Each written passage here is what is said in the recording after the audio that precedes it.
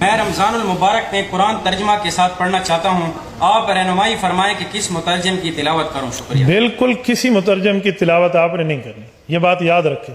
عام بندہ جب قرآن کے ترجمے اٹھا کے اس میں غور و خوض شروع کرے گا، یہ گمراہی کا دروازہ کھلے گا۔ عام بندہ جب قرآن کے ترجمے اٹھا کے اس میں غور و خوض شروع کرے گا، یہ گمراہی کا دروازہ کھلے گا۔ ڈاکٹری میڈیکل کی کتاب آپ بغیر ماہر کے نہیں پڑھتے، تو قرآن کریم بغیر ماہر کے آپ کیوں پڑھیں گے؟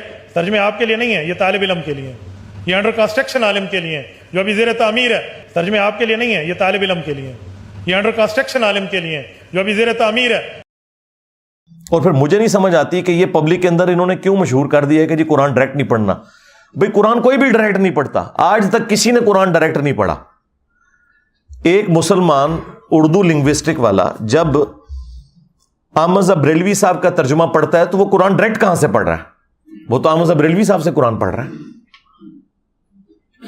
اگر کوئی ڈائریکٹ اشرف علی تھانوی صاحب کا ترجمہ پڑھتا ہے تو وہ قرآن ڈائریکٹ کہاں سے پڑھ رہا ہے؟ وہ تو اشرف علی تھانوی صاحب سے قرآن پڑھ رہا ہے۔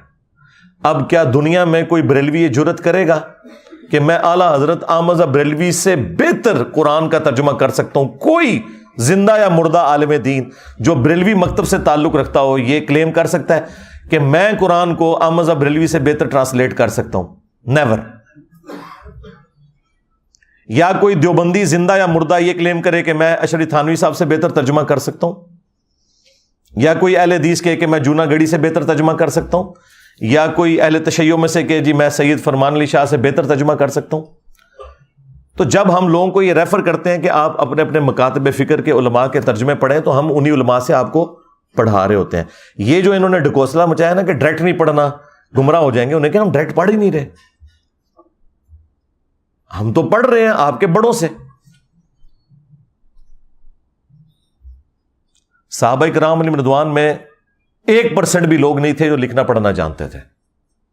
صرف یہ تھا کہ قرآن عربی میں تھا، ان کی اپنی زبان عربی میں تھی، نبی علیہ السلام جب قرآن پڑھتے تھے ان پہ اثر ہو جاتا تھا۔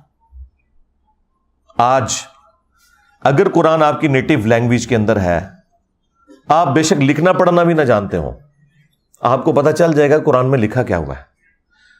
مجھے بتائیں، یہ 11 ستمبر 2001 ٹوئنز ٹاور کا جو اٹیک ہوا امریکہ میں، اس کے بعد جو ہزاروں لوگ مسلمان ہوئے ہیں پچھلی 2 دہائیوں کے اندر، کیا انہوں نے علماء سے جا کے قرآن پڑھا؟ اور ان کی اوقات تو یہ ہے کہ دوسری اذان کے وقت لوگ مسجد میں آ رہے ہوتے ہیں۔ انہوں نے انگریزی میں قرآن کا ترجمہ پڑھا، اسلام قبول کر لیا۔ اور پھر ان میں سے کئی لوگ ہیں جنہوں نے باقاعدہ پھر اسلام کے دفاع میں کتابیں لکھی، اور یہاں بڑے بڑے علماء بڑے فخر سے بتاتے ہیں کہ دیکھیں جی یہ فلاں انگریز ہے، اس نے نبی صلی اللہ علیہ وآلہ وسلم کے حق میں یہ کتاب لکھی ہے۔ اب انہی علماء سے پوچھیں کہ بھئی اس کے پاس تو ڈگری نہیں ہے، تم اس کی تعریف کیوں کر رہے ہو؟ وہ کہتے ہیں ڈگری چھوڑیں، بات بڑی اچھی کی ہے، کیونکہ اس کے نام کے ساتھ انجینئر تو نہیں نہ آتا۔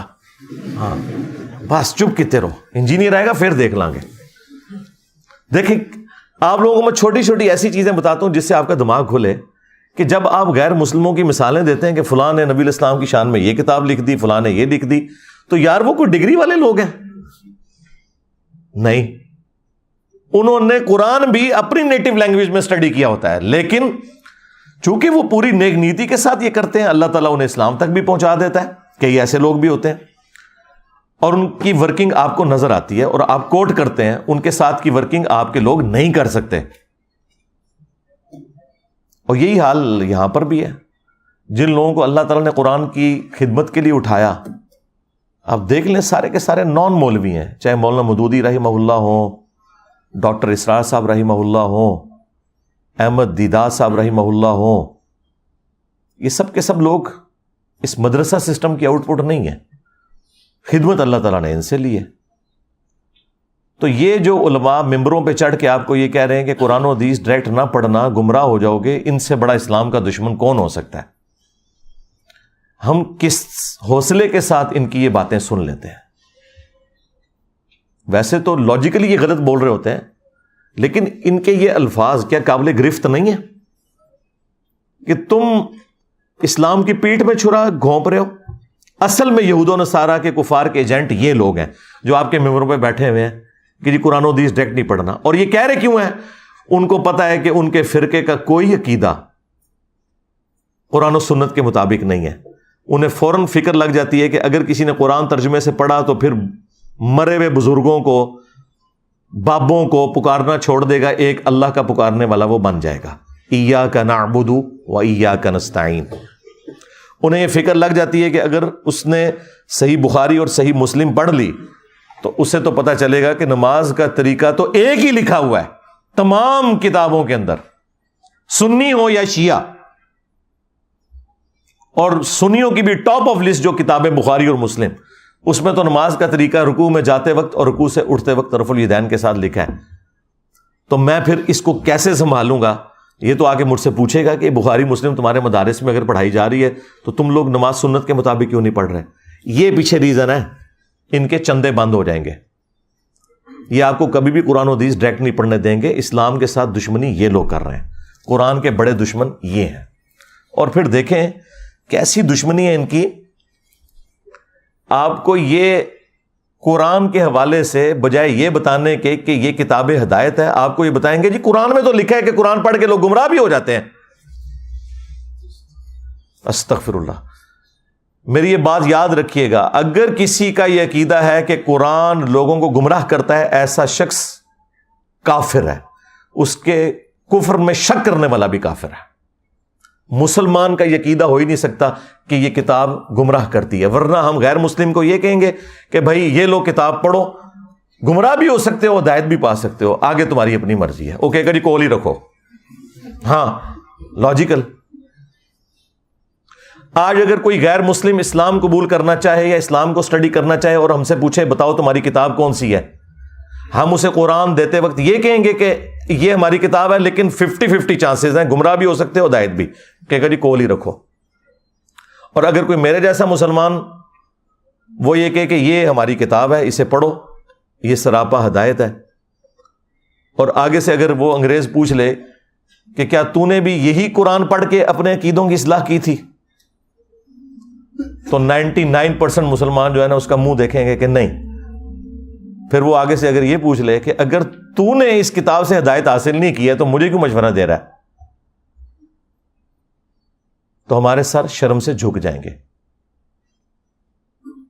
قرآن میں کہیں نہیں لکھا یہ قرآن گمراہ کرتا ہے۔ وہ ایک جملہ، جس طرح میرے کلپ یہ چھوٹے چھوٹے کاٹتے ہیں نا، یہ اللہ کا کلپ کاٹا ہوا ہے ان مولویوں نے۔ یہ مولوی اتنے ظالم ہیں کہ یہ اللہ کے بھی کلپ کاٹتے ہیں۔ یضل بہ کثیرا ویہدی بہ کثیرا، یہ اللہ کا کلپ انہوں نے قرآن سے کاٹا ہے۔ قرآن میں یہ نہیں لکھا ہوا تھا کہ یہ کتاب گمراہ کرتی ہے۔ قرآن میں تو یہ لکھا تھا کہ اللہ تعالیٰ اس بات سے حیا محسوس نہیں کرتا کہ وہ بات سمجھانے کے لیے مچھر کی مثال دے یا اس سے بھی کسی حقیر چیز کی، اس کا مقصد بات سمجھانا ہے۔ لیکن جو واقعی بات ماننے والے ہوتے ہیں، اللہ تعالیٰ فرماتا ہے کہ وہ یہ جانتے ہیں کہ یہ قرآن اللہ تعالیٰ کی طرف سے حق ہے، اور جو بات ماننے والے نہیں ہوتے وہ اس میں کیڑے نکالتے ہیں، اور وہ کہتے ہیں کہ اللہ نے قرآن میں یہ مثال کیوں بیان کی، سورۃ الحج میں مکھی کی بیان کر دی، سورہ العنکبوت میں مکڑی کی بیان کر دی، تو اللہ تعالیٰ تو اتنی بڑی ہستی ہے تو یہ چھوٹی چھوٹی مثالیں کیوں بیان کرتا ہے؟ تو اس کے جواب میں اللہ تعالیٰ نے فرمایا کہ جو اہل ایمان ہے وہ تو جانتے ہیں کہ یہ حق ہے تیرے رب کی طرف سے، کیونکہ اس کا مقصد بات سمجھانا ہے۔ اچھا استاد وہ ہوتا ہے جو اسٹوڈنٹ کے لیول پہ اتر کے بات کو سمجھاتا ہے، اپنے علم کا روب نہیں ڈالتا موٹے موٹے الفاظ بول کے۔ لیکن یہ لوگ جو ہیں ان کے لیے پھر اللہ تعالیٰ کہتا ہے تمہارے لیے جواب یہ ہے کہ یضل بہ کثیرا ویہدی بہ کثیرا، اللہ تعالیٰ اس کتاب کے ذریعے گمراہ کر دیتا ہے بہت سے لوگوں کو، کن لوگوں کو کہ جو نہیں مانتے کہ یہ اللہ کا کلام ہے اور جو اللہ کی مثالوں کے ساتھ ایگری نہیں کرتے، اور ہدایت دے دیتا ہے بہت سے لوگوں کو۔ وما یضل بہ الا الفاسقین، اور اس سے گمراہ نہیں ہوتے مگر جو فاسق ہیں، 2 نمبر لوگ جو اترے ہوئے ہیں۔ اس کو مثال سے سمجھیں کہ ایک ہی بارش ہے، وہ اگر گندگی کے ڈھیر پر برسے گی تو وہاں سے تعفن نکلے گا، اور اگر مٹی پہ برسے گی وہاں سے پھول اور پودے نکلیں گے.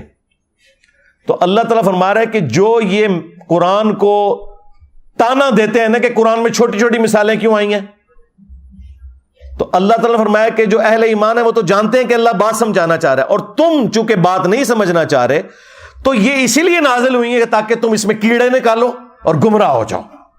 یہ بات اللہ تعالیٰ نے تانے کے طور پر, ٹونٹ کے طور پہ کی تھی, نہ کہ یہ بتایا تھا کہ قرآن گمراہ کرتی ہے. اللہ نے کہا کہ جو قرآن کو نہیں ماننا چاہتا وہ گمراہ ہو جائے گا, اور جو قرآن کو ماننا چاہتا ہے وہ ہدایت پا جائے گا, یہ بتایا ہوا تھا. اس کو انہوں نے کہہ دیا قرآن گمراہ کرتا ہے. نعوذ باللہ, یہ تو لکھے نہیں. یضل بہ, اللہ نے اس مثال کے ساتھ بہت سے لوگوں کو گمراہ کر دیا. کن کو گمراہ کر دیا؟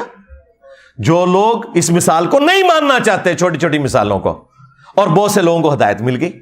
جس طرح قرآن میں کئی جگہ ہے کہ جب قرآن نازل ہوتا ہے تو جو اہل ایمان ہے ان کا ایمان بڑھتا ہے. جب کافر ان سے پوچھتے ہیں کہ یہ آیات نازل ہونے سے کیا ہوا, تو اللہ تعالیٰ فرماتا ہے کہ اہل ایمان تو کہتے ہیں ہمارا ایمان بڑھتا ہے اس سے. یعنی جو بات ماننے والے ہیں ان کا ایمان بڑھے گا. اگر کسی کا ایمان نہیں بڑھ رہا اور وہ کہہ رہا ہے میں اس سے گمراہ ہو رہا ہوں, تو اس کا مطلب یہ ہے کہ وہ تو ایمان والا ہی نہیں, اور یہ زیادہ مسلمان ہی کہتے ہیں. تو اپنے ایمان کی فکر کرو. پھر دوسری مثال آپ کو دیتے ہیں سورہ الجمعہ سے. وہ کہتے ہیں کہ جی سورہ الجمعہ میں اللہ تعالیٰ نے فرمایا ہے علماء یہود کی مثال گدھوں کی سی ہے, جس طرح گدھے پر کتابیں لاد دی جائیں. تو یہ کوئی کتابیں سامنے رکھ کے یا کتابیں پڑھ کے کوئی بندہ عالم نہیں بن جاتا. یہ تو اللہ تعالیٰ نے گدھوں کی مثال بیان کی ہے. حالانکہ یہ انہی کو ہی اللہ تعالیٰ نے گدھوں سے مثال دی ہے کہ جو لوگ کتابیں صرف سامنے رکھتے ہیں, پڑھتے نہیں, ان کے شوکیسوں میں سجی ہوئی ہوتی ہیں. کیوں؟ گدھے پہ اگر آپ کتابیں لاد دیں تو گدھا کتاب کا صرف بوجھ اٹھا سکتا ہے, پڑھ نہیں سکتا. تو اللہ نے علماء یہود کو کہا کہ تم نے بھی ان کتابوں کا بوجھ اٹھایا ہوا تھا کئی صدیوں سے, تمہیں پتا تھا کہ اس کتاب کے اندر آخری پیغمبر کی پیش گوئیاں لکھی ہیں, لیکن جب وہ پیغمبر آئے ہیں تم ان کے انکاری ہو گئے ہو. تو تمہاری مثال ان گدھوں کی سی ہے کہ جن پہ کتابیں لدی ہیں, تم نے وہ کتاب پڑھ کر اس پیغمبر کو نہیں پہچانا. کتاب پڑھنے والوں کو تانا نہیں دیا اللہ نے, نہ پڑھنے والوں کو گدھے کا ہے, یعنی آپ کے بھی علماء کو جنہوں نے شوکیسوں میں سجائی ہوئی اور کہتے ہیں قرآن ڈائریکٹ نہ پڑھنا گمراہ ہو جاؤ گے. یہ مثال تو ان علماء کی بیان ہوئی بھی ہے کہ انہوں نے گدھے کی طرح بوجھ کتابوں کا اٹھایا. آج تک کسی نے بخاری مسلم سے نماز کا طریقہ نہیں اپنی پبلک کو بتایا, تو گدھو تم نے یہ بوجھ ہی اٹھایا ہوا ہے بخاری مسلم کا, اس پہ پڑھ کے عمل نہیں کیا. جس طرح علماء یہود نے نبی صلی اللہ علیہ وآلہ وسلم کی پروفیسیز دیکھ کر ان پر عمل نہیں کیا تھا, الٹا رسول اللہ کے مخالف بن گئے تھے. آج تم بھی اسلام کی پیٹھ میں چھرا گھونپ رہے ہو. یہ مطلب ہے اس کا. جی گدھوں کی مثال آئی ہے, اور گدھوں تمہاری مثال آئی ہوئی ہے. اور یہ گدھے کی مثال بخاری مسلم میں نبی علیہ السلام نے اپنے امت کے واعظین ان مولویوں کے بارے میں بھی فرمایا کہ میں نے کولو کا, جس طرح گدھا ہوتا ہے نا, جس طرح بیل ہوتا ہے نا, اس طرح گدھا بھی ہوتا تھا اگلے زمانوں میں. اس طرح میں نے جہنم میں ایسے لوگوں کو جو لوگوں کو نیکی کا حکم کا کہتے تھے, خود کو نہیں عمل کرتے تھے, یعنی کہ مولوی طبقہ, علامہ پڑھنے والا, تو ان کو میں نے انتڑیوں کے گرد, اپنی انتڑیوں کے گرد جہنم میں چکر لگاتے ہوئے دیکھا ہے, گدھے کی مانند. تو نبی علیہ السلام نے انہیں گدھے کی مثال بیان کیا ہے. قرآن نے بھی کیا ہے, نبی علیہ السلام نے بھی کیا ہے. قرآن نے تو علماء سو کو کتا کہا ہے.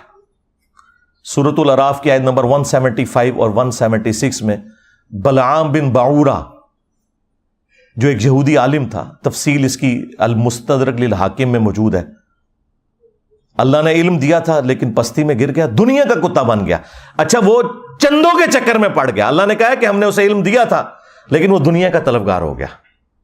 اب اس کی مثال کتے کی سی ہے. جس طرح کتا ہر وقت زبان باہر نکالے ہوتا ہے, چاہے اس کے پیٹ میں کچھ ہو یا نہ ہو, اس پہ بوجھ ڈالیں نہ ڈالیں, اس کی رالیں ٹپکتی رہتی ہیں نا, اس طرح اس کی رالیں ٹپکتی ہیں.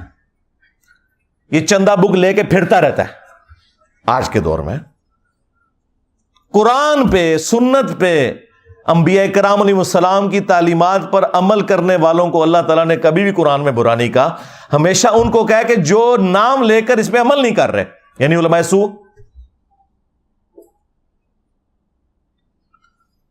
پھر ابو داؤد کے اندر وہ حدیث موجود ہے کہ نبی علیہ السلام نے فرمایا میری امت میں ایسے فرقے پیدا ہوں گے، ان میں ایسی بدعات سرایت کر جائیں گی جس طرح ہلکا کتا، یہ ریبیز جو ہوتے ہیں، یہ کسی کو کاٹ جائے اور اس کے ایک ایک رگ و ریشے میں اس کا زہر پہنچ جائے نا، اس طرح میری امت میں ایسے فرقے ہوں گے کہ جن کے اندر بدعات کا زہر پہنچ جائے گا جس طرح کتا کاٹ جاتا ہے۔ اب میں آپ سے پوچھوں گا یہ کون سا کتا ہے جو کاٹ جائے تو آپ کے جسم کے اندر مذہب کے پوائنٹ آف ویو سے نیگیٹو چیزیں انجیکٹ ہو جاتی ہیں؟ ظاہر ہے کسی کرکٹر، فٹ بالر، اسکواش کے پلیئر کے کاٹنے سے تو ایسا نہیں ہوگا، مولوی کے کاٹنے سے ہی ہوگا نا، کیونکہ دین کا کسٹوڈین اور دین سکھانے والا کون ہے؟ مولوی۔ تو یہ ہلکا کتا کون ہے؟ اور اگر آپ کو یقین نہ آئے تو آپ بریلویوں سے پوچھ لیں کہ دیوبندیوں کے علماء کیا ہیں، وہ کہیں گے بلعام بن بورا۔ ہاں، دیوبندیوں سے پوچھیں، کہیں گے بریلویوں کے علماء بلعام بن بورا۔ تو میں جو بات کر رہا ہوں اس کے اوپر اجماع امت ہے، ہاں ذہن میں رکھیے گا، میں نے کوئی ایسی بات نہیں کی ہے کہ جس کے اوپر اتفاق نہ ہو۔ وہ اپنی اینک لگا کے دیکھ رہے ہوتے ہیں نا، اس لیے ان کو برا لگ رہا ہوتا ہے۔ آپ کسی بھی مسلمان سے پوچھیں کہ یہ قرآن حکیم میں جو اللہ نے مختلف جگہ پہ فرمایا ہے کہ جو گمراہی کے پیشواں ہیں یہ اپنے ماننے والوں کو اپنے ساتھ جہنم میں لے کے جا رہے ہوں گے، تو اگر کسی بریلوی سے پوچھیں کیا اس سے مراد احمد بریلوی صاحب ہوں گے، کہے گا نہیں یہ تو دیوبندیاں کے بارے ہے۔ دیوبندیوں سے پوچھیں وہ کہیں گے احمد بریلوی کے بارے میں، اور یہ کہتے ہیں، وہ کتابوں میں بھی لکھا ہے۔ نہ تسلی ہو تو المحند علی المفند اور حسام الارمین پڑھ کے آپ دیکھ لیں۔ شیطانی لشکر کہہ دیا ہے، کتا تے شاہی کوئی نہیں، شیطانی لشکر۔ شیطان سے بڑا تو اللہ کا کوئی دشمن نہیں نا، اس پلانٹ ارتھ پہ، اس کائنات کے اندر سب سے بڑا گمراہ شخص اگر کوئی ہے نا، شیطان ہے۔ تو یہ سارے ایک دوسرے کو کہتے ہیں، صرف ہم نے اس کو ایکسپوز کر دیا ہے پبلک کے سامنے کہ ان کا پوائنٹ آف ویو کیا ہے۔ آج بھی یہ لوگ سوچ رہے ہوں گے کہ دیکھو مسئلہ سویڈن ہی جو ہے تو انجینئر صاحب ساڑھے مگر پہ گئے ہیں، اس لیے پڑھے ہیں کہ بھائی ان کی دشمنی تو سب پہ عیاں ہے، پوری دنیا کے لوگ انہیں برا کہہ رہے ہیں، تم لوگ جو ہے نا عزتیں اویل کر رہے ہو اللہ رسول کے نام کے اوپر، تمہارے جو چہروں کے اوپر میک اپ ہے نا یہ تو میں نہیں اتارنا ہے نا، ان سے ہمیں کم تکلیف ہے، تم نے ہماری نسلیں خراب کر دی، ہمارے آباء و اجداد کو جہنم میں پہنچایا تم لوگوں نے، قرآن و سنت کے نام پہ جو تم بتاتے رہے، جو چورن بیچتے رہے، وہ ہمارے بڑے یہی سمجھتے رہے یہی قرآن و سنت میں لکھا ہوا ہے۔ اس نے تو دنیاوی طور پر قرآن کو آگ لگانے سے کیا قرآن ختم ہو جائے گا؟ زیادہ زیادہ ہمیں ایک تکلیف ہوئی ہے نا تو ہم اس کا اظہار کریں گے۔ تو مجھے بتائیں کتنے مسلمان ہیں جنہوں نے یہ آگ لگائے جانے والے واقعے کے بعد آ کے وی لاگ بنایا کہ ہاں بھائی آج کے بعد میں 5 وقت نماز پڑھوں گا، میں داڑھی رکھوں گا، اور آج سے ہی میں قرآن ترجمے سے پڑھوں گا، اور میں دیکھوں گا کہ میرے رب نے مجھ سے کیا کہا ہے، تم نے میری اس کتاب کو آگ لگائی ہے، میں آج سے اس کتاب کے مطابق عمل شروع کر دوں گا۔ ایک کوئی گل کر کے دسے، کوئی نہیں کرتا، نہ کوئی عالم نہ کوئی وائز کسی کو کہے گا کہ تم ایسا کرو، کیونکہ کتی چورا نہ رلی ہوئی ہے۔ ہاں، گھر کی حفاظت کے لیے کتا رکھا جاتا ہے نا، اگر وہ چوروں کے ساتھ مل جائے تو پھر اس گھر کی حفاظت نہیں ہوتی۔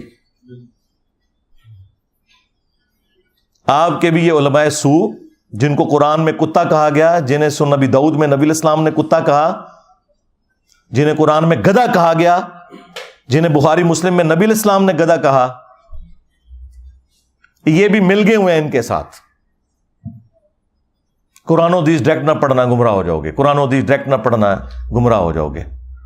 اور اس بات کے اوپر کسی کی جرت ہی نہیں ہوتی کہ بولے، کہ ان کو للکارے کہ یار یہ کیا بات تم کر رہے ہو، یہ اسلام کے ساتھ دشمنی کر رہے ہو؟ کیا یہ قرآن و حدیث میں کہیں لکھا ہوا ہے کہ قرآن و حدیث ڈائریکٹ نہ پڑھنا گمراہ ہو جاؤ گے؟ وہ ایک آیت تھی انہوں نے جو میں نے اس کا بھی کھول دیا کہ وہ اللہ تعالیٰ کا کلپ کاٹا ہوا ہے انہوں نے۔ اللہ نے کہا جو قرآن کو نہیں مان رہے وہ گمراہ ہو جائیں گے، اور جو اہل ایمان ہے وہ تو کہتے ہیں یہ حق ہے، یہ ساتھ ہی لکھا ہوا ہے اسی آیت کے اندر، یہ کلپ کاٹا ہوا ہے انہوں نے۔ پرانی آدتاں نے نا جی، پوتڑیاں دے وگڑے نے، انجینئر صاحب دے کلپ نہیں کاٹ رہے، انہوں نے اللہ دے بھی کلپ کٹے ہوئے نے۔ یضل بہ کثیرا، اور ظالم انسان، کیا تجھے قرآن میں یہ آیت نظر نہیں آئی تھی؟ شہر رمضان الذی انزل فیہ القرآن، رمضان کا مہینہ وہ ہے جس میں قرآن نازل ہوا، ھدی للناس، پوری انسانیت کے لیے ہدایت ہے، وبینات من الہدی، اور اس میں ہدایت کے روشن دلائل ہیں، والفرقان، اور یہ کتاب حق اور باطل میں تمیز کرنے والی کتاب ہے، ھدی للناس، پوری انسانیت کے لیے، مسلمان ہو یا کافر ہو۔ اور صحیح بخاری میں ہے محمد فرق بین الناس، محمد فرق ہے لوگوں میں حق اور باطل کے اندر۔ تو دیکھ لیں، نہ انہوں نے قرآن کو پکڑا ہے، نہ محمد صلی اللہ علیہ وآلہ وسلم کی تعلیمات کو پکڑا ہے۔ اور اگر کوئی پوچھیں تو کہتے جی پیچھے اللہ رسول ہی ہے۔ ہاں، اللہ رسول پیچھے رکھنے واسطے نہیں ہے، اگے رکھنے واسطے ہے، پیچھے اللہ ہی رسول ہے۔ عزتیں اویل کی ہیں تم نے اللہ اور اس کے رسول کے نام کے اوپر، عز وجل و صلی اللہ علیہ وآلہ وسلم۔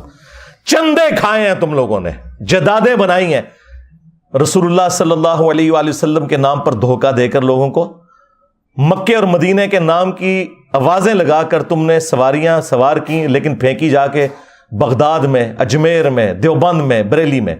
غداری کی ہے تم لوگوں نے، اور دیکھو پھر اللہ تعالیٰ نے تمہارے اوپر بلائے کتنی بڑی چھوڑ دی ہے۔ جو کہتا ہے کہ میرے نبی عیسیٰ ہے ہی کوئی نہیں، تیرے بابے تھے شے ہی کوئی نہیں۔ اس تکلیف کا اندازہ آپ کو ہوگا جب آپ دعوت کا کام کریں گے، پھر آپ کو پتہ چلے گا انجینئر صاحب تو بہت نرم ہے، وہ تو خالی شعر پڑھتے ہیں، ان کے ساتھ تو کچھ اور ہونا چاہیے۔ یہ قرآن کے ساتھ غداری ان لوگوں نے کی ہے۔ اگر آج مسلمان اس واقعے کے بعد یہ ایک سبق لرن کر لینا کہ ہم نے خود بھی قرآن پڑھنا ہے ترجمے سے، قرآن کی تعلیمات کو سیکھنا ہے اور اپنی اولاد کو بھی سکھانا ہے، تو میں کہتا ہوں یہ نقصان کچھ بھی نہیں ہے اگر ہم یہ کرنے میں کامیاب ہو جائیں۔ قرآن حکیم میں اللہ تعالیٰ نے تو آپ کے پروفٹ صلی اللہ علیہ وآلہ وسلم کا جو انسٹرومنٹ آف دعویٰ ہے نا، وہ قرآن بتایا۔ وَأُوحِيَ إِلَيَّ هَذَا الْقُرْآنُ لِأُنذِرَكُمْ بِهِ وَمَنْ بَلَغَ، اے نبی تم فرما دو قرآن میری طرف اس لیے وحی کیا گیا تاکہ میں اس کتاب کے ذریعے لوگوں کو ڈر سناؤں آخرت کا، اور جس تک یہ کتاب پہنچ جائے اسی کتاب کے ذریعے وہ تبلیغ کرے، ڈر سنائے۔ یعنی جو دعوت و تبلیغ کے لیے سلیبس ہے وہ قرآن ہے، فضائل اعمال یا فضائل سنت نہیں ہے، قرآن ہے۔ فذکر بالقرآن من یخاف وعید، اے نبی قرآن کے ذریعے تبلیغ کریں، ڈر سنائیں ہر اس شخص کو جو اللہ کی دھمکی سے ڈرنے والا ہے۔ اور نبی الاسلام کے دنیا سے تشریف لے جانے کے بعد قیامت تک کے لیے اللہ تعالیٰ نے ختم نبوت صلی اللہ علیہ وآلہ وسلم کی برکت سے اس کتاب کو محفوظ بھی کر دیا۔ انا نحن نزلنا الذکر وانا لہ لحافظون، بے شک اس الذکر قرآن کو، یاد دہانی کو، جو اللہ کی یاد دلانے والی کتاب ہے، کتاب نصیحت ہے، ہم نے نازل کیا، ہم ہی اس کی حفاظت کرنے والے ہیں۔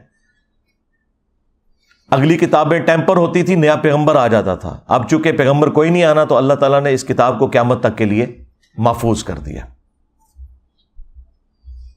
پھر اللہ تبارک و تعالیٰ نے امت کے لیے فرما دیا وَلَقَدْ يَسَّرْنَا الْقُرْآنَ لِلذِّكْرِ فَهَلْ مِن مُدَّكِرٍ، ہم نے قرآن کو نصیحت حاصل کرنے کے لیے آسان کر دیا، تو ہے کوئی نصیحت حاصل کرنے والا؟ اچھا یہ تو قرآن میں 4 جگہ لکھا ہوا ہے ایک ہی سورت کے اندر، یہ کہاں لکھا ہے کہ قرآن نصیحت حاصل کرنے کے لیے مشکل ہے؟ تو ہے کوئی اس سے بھاگنے والا؟ اور یہ تو آپ کو مولوی کہہ رہے ہیں قرآن و حدیث ڈائریکٹ نہ پڑھنا گمراہ ہو جاؤ گے۔ ان ظالموں سے پوچھو کہ ہمارا عقیدہ تو قرآن میں ایک سورت میں 4 دفعہ اللہ تعالیٰ نے بیان کیا ہے، وَلَقَدْ يَسَّرْنَا الْقُرْآنَ لِلذِّكْرِ فَهَلْ مِن مُدَّكِرٍ، ہم نے قرآن کو نصیحت حاصل کرنے کے لیے آسان کر دیا، ہے کوئی نصیحت حاصل کرنے والا؟ تم بتاؤ یہ قرآن میں کہاں لکھا ہے کہ قرآن ڈائریکٹ نہ پڑھنا گمراہ ہو جاؤ گے؟ وہ میں نے بتایا، انہوں نے اللہ کا کلپ کاٹا تھا، اس کو بھی میں نے آج ایکسپلین کر دیا۔ تو تمہارا تو کوئی عقیدہ، کوئی دعویٰ قرآن میں لکھا ہی نہیں، اس کے الٹ باتیں لکھی ہوئی ہیں۔ اتنا ظلم کیا تم نے اس کتاب کے ساتھ، تو تمہارا حشر وہی ہونا ہے جو قرآن میں لکھا ہے۔ وقال الرسول یا رب ان قوم اتخذوا هذا القرآن مہجورا، رسول اللہ قیامت کے دن شکایت کریں گے کہ اے اللہ میری امت نے قرآن کو پیٹھ کے پیچھے ڈال دیا تھا، ہمیں صرف شفاعت والا ورژن بتایا گیا جو حق ہے، لیکن جو شکایت لگنی ہے کہ قرآن کو پیٹھ کے پیچھے ڈال دیا تھا، وہ نہیں ہمیں بتایا گیا، اور پریکٹیکلی ہمیں نظر آ رہا ہے کہ قرآن کو پیٹھ کے پیچھے ڈال دیا گیا، اور نبی صلی اللہ علیہ وآلہ وسلم کو اس چیز کا غم ہے کہ مجھے قیامت کے دن اپنی امت کے خلاف گواہی دینی پڑ جائے گی کیونکہ انہوں نے قرآن چھوڑ دیا۔ صحیح بخاری اور صحیح مسلم دونوں میں یہ حدیث موجود ہے۔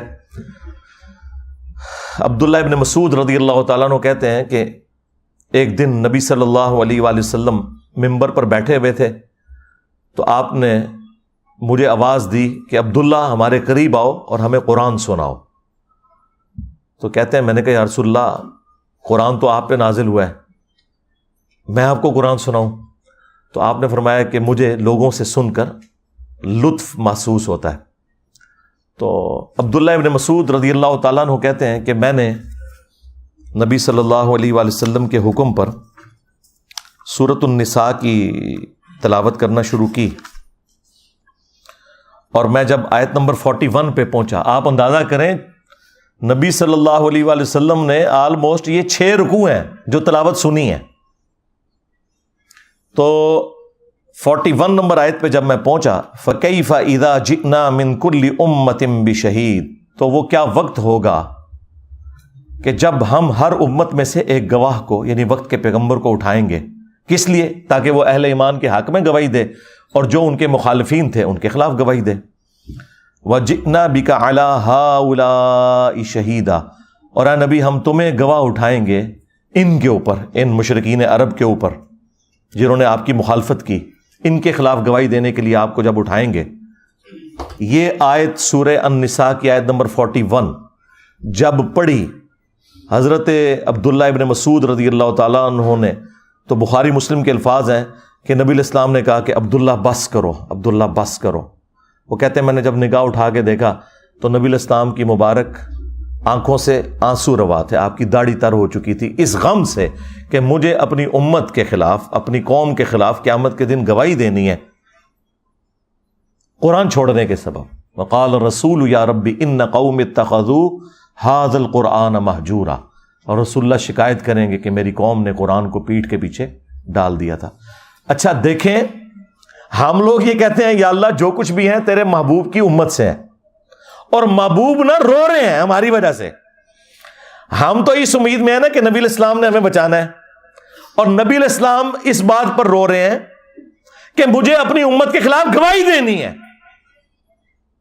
یہ تو چیز ہی کچھ اور نکل آئی۔ کتنی حیران کن بات ہے۔ یعنی اس کا مطلب ہے عقل نہ ہوئے تھے موجیں ہی موجاں، عقل ہوئے تھے سوچیں ہی سوچاں۔ نبی علیہ السلام کو چونکہ پتا تھا کہ آخرت کا معاملہ کتنا سخت ہے، آپ تو رو رہے ہیں کہ یہ تو رگڑے جائیں گے، اللہ تعالیٰ نے جب اٹھانا ہے تو اللہ کا تو کوئی رشتہ دار نہیں ہے، اور مجھے اللہ نے جب گواہی کے لیے، تو نبی علیہ السلام نے تو جھوٹ نہیں بولنا، بتا دینا ہے کہ امت نے کیا کیا ہے، اور امت کہہ رہی ہے جو کچھ بھی ہے تیرے محبوب کی امت سے ہے۔ تو محبوب سے بھی پوچھ لو انہوں نے آپ کے ساتھ کیا کرنا ہے۔ بخاری مسلم دونوں میں حدیث ہے، نبی علیہ السلام نے فرمایا کہ دیکھنا کہیں ایسا نہ ہو کہ قیامت کے دن کوئی شخص اپنی گردن پہ اپنا اونٹ اٹھائے ہوئے ہو اور وہ چیخ رہا ہو اغثنی یا رسول اللہ، یا رسول اللہ میری مدد کیجئے، میں تمہارے کچھ کام نہیں آؤں گا، میں نے دنیا میں تمہیں بتا دیا تھا اگر تم نے اونٹ کی زکوٰۃ نہیں ادا کی، اللہ کا حق ادا نہیں کیا، تو یہ اونٹ تمہاری گردن پہ سوار ہوگا، جب تم قیامت کے دن مجھے پکارو گے نا اغثنی یا رسول اللہ۔ اور یہ میں آپ کو بتاؤں، یہ بریلویوں نے باقاعدہ بیج بنایا ہوا تھا، یہ میں نے میٹرک میں یہاں لگایا ہوتا تھا اغثنی یا رسول اللہ، اور یہ پتہ ہی نہیں تھا کہ اغثنی یا رسول اللہ کا جواب آگے سے کیا آنا ہے۔ پھر آپ نے ایک ایک چیز کا ذکر کیا کہ کسی کے گردن کے اوپر گائے سوار ہو، کسی کی گردن کے اوپر بکری سوار ہو، اور اس نے اس کا حق نہیں دیا۔ اور یہ تو بات ہو رہی ہے صرف زکوٰۃ کی، نماز تو چھڈ ہی دیو سرکار، جنہیں نماز نہیں پڑھی ہوئی وہ تو ویسے ہی فارغ ہے۔ اور ہم نبی صلی اللہ علیہ وآلہ وسلم کے اوپر امید لگا کے بیٹھے ہوئے ہیں، آپ نے تو شکایت کرنی ہے۔ بخاری اور مسلم دونوں میں حدیث موجود ہے، بخاری میں موقوفاً ہے، صحیح مسلم میں تفصیل کے ساتھ ہے کہ نبی علیہ السلام جب بھی خطبہ دیتے آپ کی آنکھیں سرخ ہو جاتی، آواز بلند ہو جاتی، غصے میں اضافہ ہو جاتا جیسے کوئی جرنیل اپنی فوج کو تیار کر رہا ہے، اور آپ ہر تقریر سے پہلے کہتے اما بعد فَإِنَّ خَيْرَ الْحَدِيثِ کتاب اللہ، آگاہ ہو جاؤ حمد و صلات کے بعد کہ سب سے بہترین کلام اللہ کی کتاب ہے. وَخَيْرُ الْهَدِي هَدِيُّ مُحَمَّدٍ صلی اللہ علیہ وآلہ وسلم، اور سب سے ہدایت یافتہ راستہ محمد صلی اللہ علیہ وآلہ وسلم کا ہے. وَشَرُّ الْأُمُورِ مُحْدَثَاتُهَا، اور بدترین کام وہ ہیں جو خود سے دین میں داخل کر دیے جائیں. اور اس طرح کے تمام کام بدعتیں ہیں، تمام بدعتیں گمراہیاں ہیں، اور تمام گمراہیاں جہنم میں لے جانے والی ہیں. تو نبی علیہ السلام کی تقریر کا آغاز ہی یہ ہوتا تھا کہ سب سے بہترین کلام اللہ کی کتاب ہے. اس کے ساتھ اپنے آپ کو آپ نے جوڑنا ہے. بخاری اور مسلم دونوں میں حدیث ہے کہ اللہ تعالیٰ نے ہر نبی کو کوئی نہ کوئی معجزہ دیا تھا جس کی وجہ سے لوگ اس پر ایمان لاتے تھے. مجھے اللہ تعالیٰ نے وحی کا معجزہ دیا ہے، یعنی قرآن.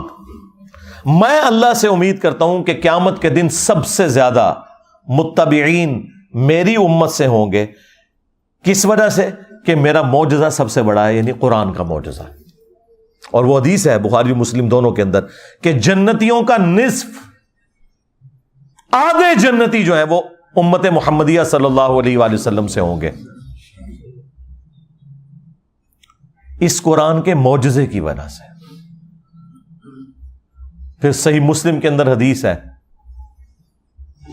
نبی صلی اللہ علیہ وآلہ وسلم نے فرمایا کہ بے شک اللہ تعالیٰ اس کتاب کی وجہ سے بعض لوگوں کو عروج دے گا اور بعض لوگوں کو زوال پذیر کرے گا. وہی ڈاکٹر اقبال نے جو اسے ٹرانسلیٹ کیا جواب شکوہ میں، وہ زمانے میں معزز تھے مسلمان ہو کر اور تم خوار ہوئے تارک قرآن ہو کر.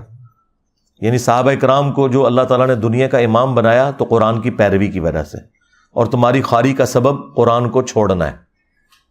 تو یہ صحیح مسلم کی حدیث کا ترجمہ ہے کہ اس کتاب کی وجہ سے اللہ تعالیٰ بعض لوگوں کو عروج دے گا اور بعض کو ذلیل کرے گا.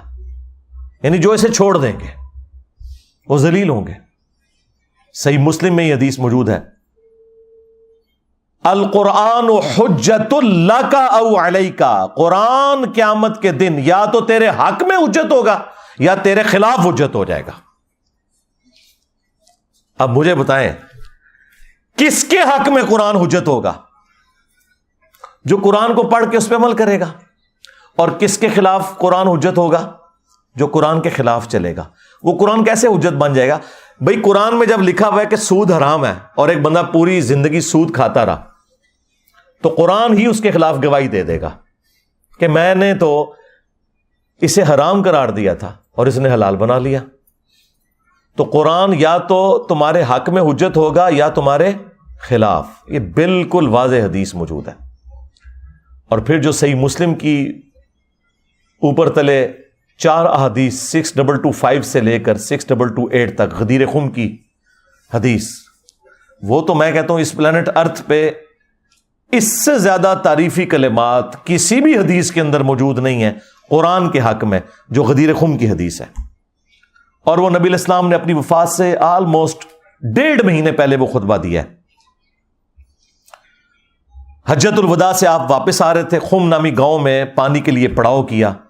وہاں پہ نبی صلی اللہ علیہ وآلہ وسلم کے لیے اونٹ کے پالان کا ممبر لگایا گیا. آپ اس پر چڑھے اور آپ کی گفتگو ہی کنکلوڈنگ ہے، اے لوگو آگاہ ہو جاؤ، میں بھی ایک انسان ہوں. قریب ہے کہ اللہ کا قاصد یعنی موت کا فرشتہ میرے پاس آئے اور میں اس کی دعوت قبول کر لوں. میں اپنے بعد تم میں 2 بھاری چیزیں چھوڑ کے جا رہا ہوں. ان میں سے پہلی چیز اللہ کی کتاب ہے، اس میں ہدایت ہے، اس میں نور ہے. تم اللہ کی کتاب کو پکڑو. اللہ کی کتاب اللہ کی رسی ہے، جو اسے پکڑے گا وہ ہدایت پر ہوگا، جو چھوڑ دے گا گمراہ ہو جائے گا. یہ آپ ذرا جملے 7-8 گنے نا، اتنے تعریفی کلمات کسی بھی صحیح حدیث کے اندر قرآن کے لیے نہیں آئے.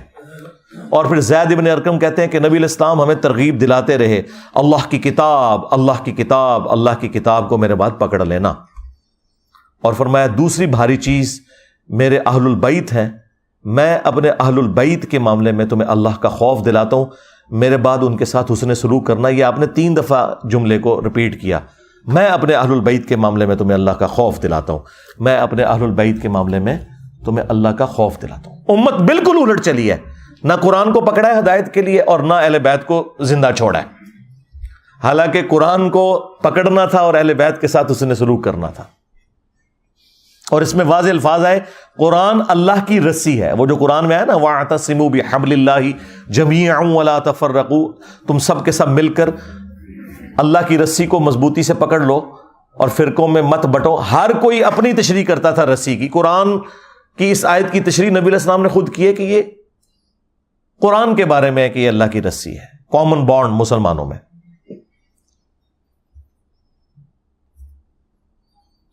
پھر صحیح بخاری میں ایک بڑی رکت انگیز حدیث موجود ہے.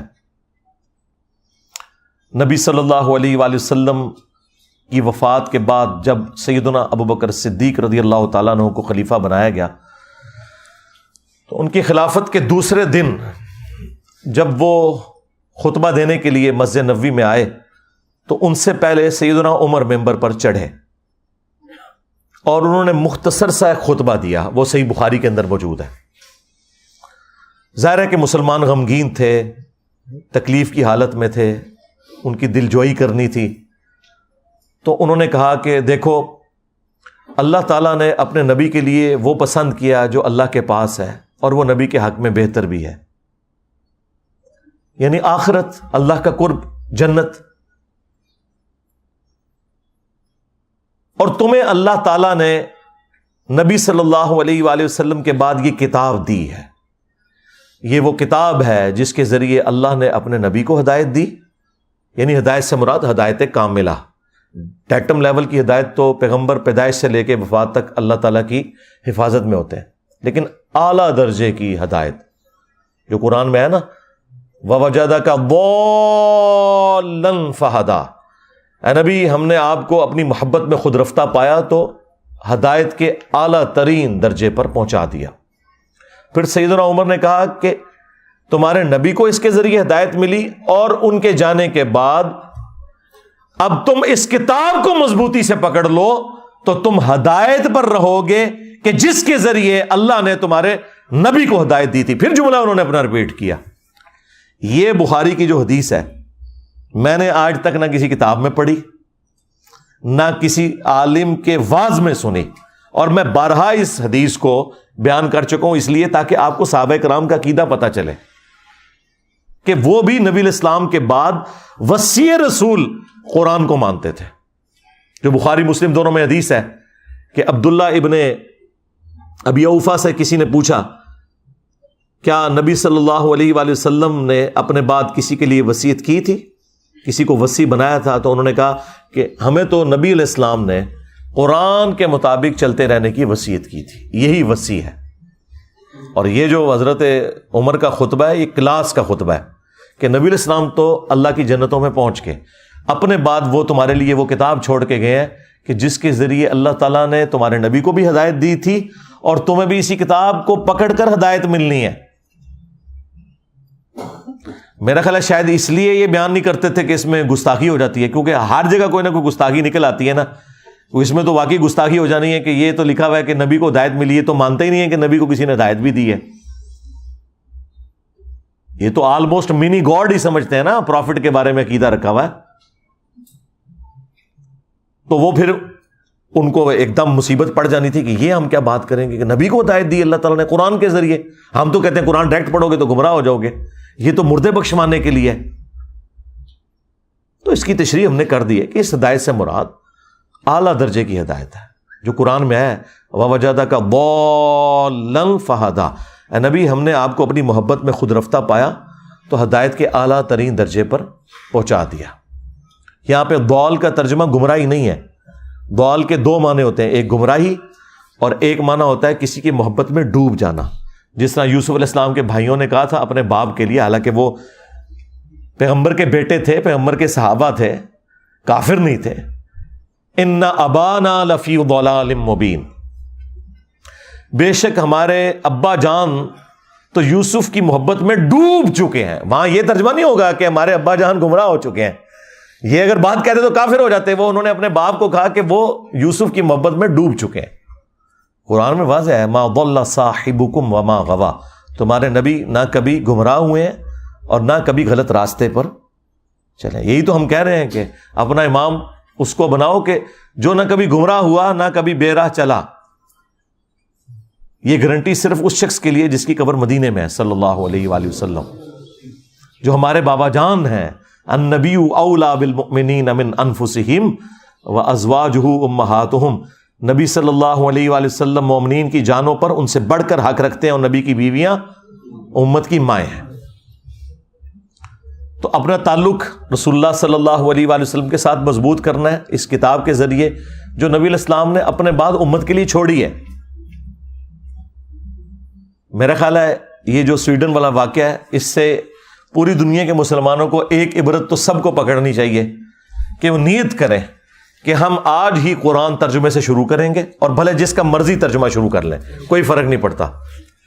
اور انشاءاللہ تعالی ہم نہ صرف قرآن کو ترجمے سے پڑھیں گے بلکہ اپنی زندگی میں روٹین بنائیں گے قرآن کو کم از کم 1 رکوع روزانہ پڑھنے کی, اور انشاءاللہ پھر اس کے مطابق عمل بھی کریں گے. اور یوں ہم اپنا پروٹیسٹ ریکارڈ کروائیں گے اسلام کے دشمنوں کے خلاف کہ تم نے قرآن کو آگ لگائی تھی, تو دیکھو ہم قرآن کو پڑھیں گے اور اس کے مطابق عمل کریں گے. یہ ہمارا پریکٹیکل جواب ہوگا. باقی جو گورنمنٹ لیول کے اوپر جواب دینے ہیں وہ تو آپ کا کام بھی نہیں ہے نا, وہ تو OIC کا کام ہے, فارن منسٹری کا کام ہے, وہ اپنی جگہ کریں گے. آپ کے کرنے کا کام یہ ہے کہ آپ نے اب جو یہود و نصارہ کے اندر اسلام دشمن ہے اور جو مسلمانوں کے ممبروں پر جمعے والے دن یہود و نصارہ کے ایجنٹ چڑھے ہوئے اور یہ کہہ رہے ہیں قرآن و حدیث ڈائریکٹ نہیں پڑھنا گمراہ ہو جاؤ گے, ان دونوں کے ساتھ آپ کی جنگ ہے. آپ کو دونوں محاذوں کے اوپر لڑنا ہے یہ انشاءاللہ تعالی, اور قرآن کے مطابق اپنی زندگی گزارنی ہے انشاءاللہ تعالی, تاکہ قیامت والے دن بجائے رسول اللہ صلی اللہ علیہ وآلہ وسلم کی شکایت ہو ہمارے خلاف, نبی صلی اللہ علیہ وآلہ وسلم ہمارے حق میں گواہی دیں اور قرآن ہمارے حق میں گواہی دے کہ انہوں نے قرآن کے مطابق عمل کیا تھا. کتنی رکت انگیز حدیث ہے وہ بخاری مسلم کی حدیث شفاعت, جس میں نبی علیہ السلام شفاعت کریں گے اور آپ اللہ تعالیٰ سے اجازت طلب کریں گے, اللہ تعالیٰ آپ کے لیے تعداد مقرر کرے گا. بخاری مسلم میں آتا ہے کہ جب میں آخری دفعہ جہنم کی طرف جاؤں گا اپنے امتیوں کو جہنم سے نکالنے کے لیے اللہ تعالیٰ کے اذن سے, تو داروغ جہنم سیدنا مالک علیہ السلام کہیں گے کہ یا رسول اللہ, اب آپ کا کوئی امتی بھی جہنم میں نہیں ہے سوائے اس شخص کے کہ جسے قرآن نے روک رکھا ہے, اور وہ کبھی بھی اب جنت میں نہیں جا سکے گا جسے قرآن نے روک لیا. یعنی قرآن نے اگر روک لیا کسی کو جنت میں جانے سے تو نبی علیہ السلام اس کی شفاعت نہیں کر سکتے. اور قرآن نے کسے روکا ہے؟ انہ من یشرک باللہ فقد حرم اللہ علیہ الجنہ ومأواہ النار وما للظالمین من انصار. بے شک جس نے اللہ کے ساتھ شرک کیا اللہ نے اس پہ جنت حرام کر دی ہے, اس کا ٹھکانہ جہنم ہے اور وہاں اس کا کوئی مددگار نہیں ہوگا. حتیٰ کہ سید الاولین والآخرین, شفیع المذنبین, رحمت للعالمین, خاتم النبیین, سیدنا و مولانا امام اعظم محمد رسول اللہ صلی اللہ علیہ وآلہ وسلم بھی اس کے کچھ کام نہیں آئیں گے. بخاری مسلم دونوں میں حدیث ہے, اللہ تعالیٰ نے ہر نبی کو ایک مقبول دعا دی تھی جو اس نے دنیا ہی میں کر لی. اسی دعا کی وجہ سے قوم نوح بھی برباد ہوئی, حضرت نوح علیہ السلام نے دنیا میں وہ دعا کر لی.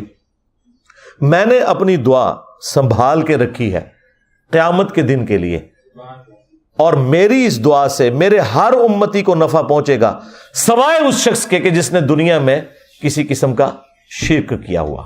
شرک is the most sensitive issue in the sight of اللہ.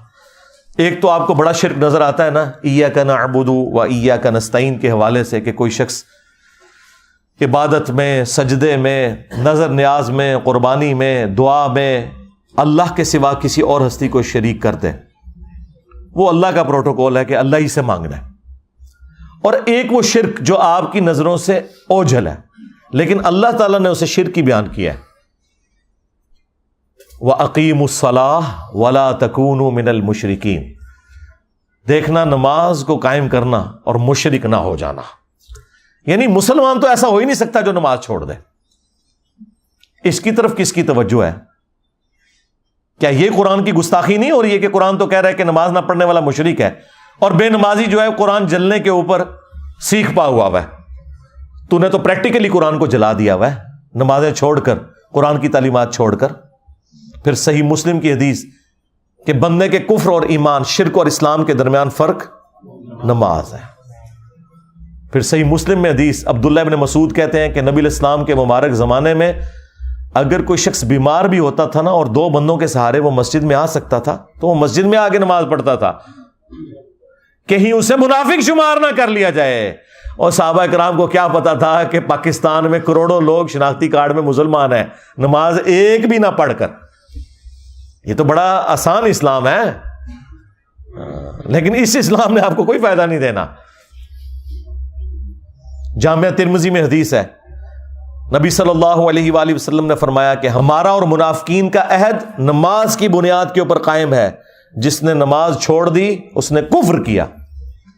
اور جامعہ ترمذی میں حدیث ہے، عبداللہ بن شقیق تابعی کہتے ہیں کہ صحابہ کرام علیہم رضوان تارک الصلاۃ کے سوا کسی کی تکفیر نہیں کرتے تھے، یعنی وہ نماز چھوڑنے والے کو کافر سمجھتے تھے. اگر کوئی گناہ تھا جس کی بنیاد پہ صحابہ کرام لوگوں کو کافر سمجھتے تھے، وہ نماز چھوڑنے کا گناہ ہے. اب مجھے بتائیں صحابہ کرام کے نزدیک کیا پاکستانی قوم مسلمان ہے؟ تو اسی کہتے اسی اسلامی نظام اتنے نافذ کرنا ہے کدے ہوتے ہیں؟ پہلے مسلمان تے کر لو انہوں نے، پھر اقامت دین بھی ہو جائے گی، اسلامی نظام بھی ہو جائے گا. پھر سنن نبی داؤد میں حدیث ہے، نبی علیہ السلام نے فرمایا کہ قیامت کے دن سب سے پہلے سوال ہوگا نماز کے بارے میں. قیامت کے دن اگر اس کا سوال یہ والا آسان ہو گیا تو اگلے معاملات اس کے لیے آسان ہو جائیں گے، اور اس میں پھنس گیا تو پھر مارا گیا. اور ابو داؤد میں حدیث ہے، جب بچہ 7 سال کا ہو جائے اسے نماز کا حکم دو، اور 10 سال کا اور نماز نہ پڑھے تو مارو اسے. اور بچوں کے 10 سال کی عمر میں بسترے بھی الگ کر دو. پھر جو مسند احمد کے اندر حدیث ہے کہ نبی علیہ السلام نے فرمایا کہ نمازی کے لیے نماز قیامت کے دن روشن دلیل ہوگی، نور ہوگی، نجات کا ذریعہ ہوگی. اور جس نے نماز چھوڑ دی اس کے لیے نہ تو کوئی دلیل ہے قیامت کے دن اللہ کے حضور بچنے کی، نہ کوئی نجات والا معاملہ ہے. الٹا اس کا حشر قارون، فرعون اور حامان کے ساتھ ہوگا.